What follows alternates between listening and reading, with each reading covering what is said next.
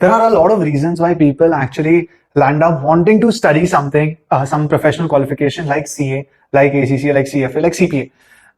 And whenever we ask the students the reason, their responses are quite vague or basic or generic and not at all thought out. So for example, they say, because others are doing it, or I just don't want to be with an only bachelor's degree, or they want to move overseas where this qualification is recognized, or a higher salary package. And these are the kind of responses. So in this video, I am going to try and explain it to y'all that if these are the reasons you're not studying, it's not really the best idea because these are extremely short-term decisions. But I am going to tell y'all how I've seen these qualifications changing the entire approach to problem solving for students who study from a place of actual learning rather than just clearing the exams for a slight benefit in the short term. And before you go ahead, if any part of this message seems like something that you can relate to or share it with somebody who you feel can relate to it, please like, subscribe and share.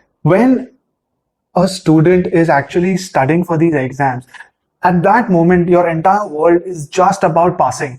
Whether it's because you yourself want to clear, or there is pressure, whether from peers or from family members, or you just want to move on with your life and that's why you need an additional qualification. Many reasons just sort of surround you to the fact that you need to clear an exam, and you will do whatever it takes. You will use the best tricks in the world. You will overstudy and try to retain it.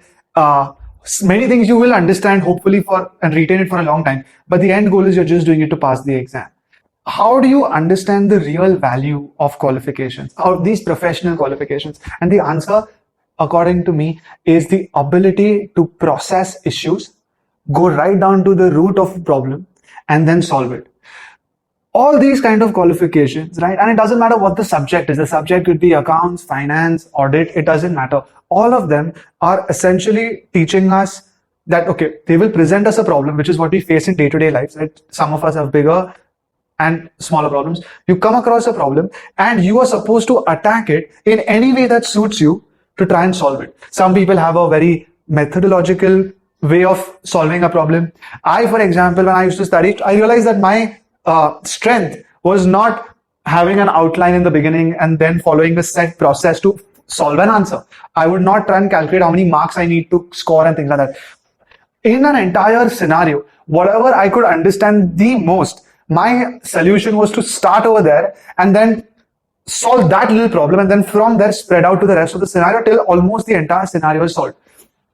The capability of getting used to how to attack problems, how to continuously sit on one particular issue and try to solve it through different solutions, gives you the ability to go out into the real world.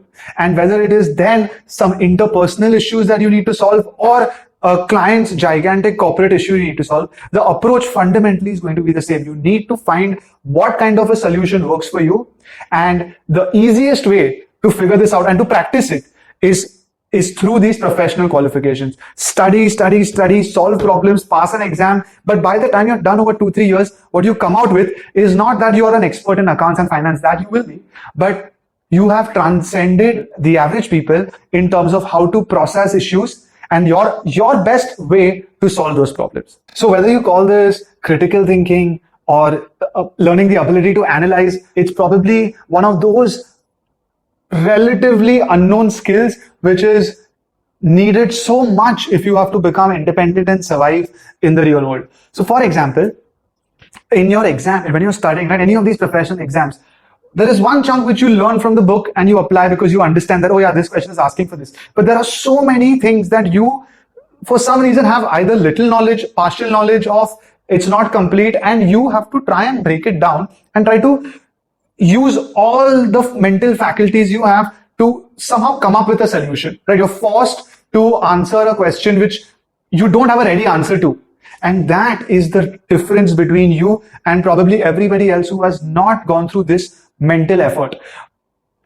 Once you are used to non-stop telling yourself that I don't know what the problem is, but I have to try and figure out a solution, and you try, fail, sometimes get the right answer, you're essentially building a skill which was not developed so far. You never had to force yourself to figure out a solution academically. Most of the time it was always what's there in the book. And this changes your approach from going to somebody saying, I have a problem, to asking yourself that this is a problem, what's the solution? And once you have a self-attested ability to ask yourself, I see a problem, how do I find a solution? You will then in the real practical life figure it out. You'll talk to people, you'll do your research, you'll think of ways which probably others around you haven't thought, and that will be the major differentiator for you from everybody else.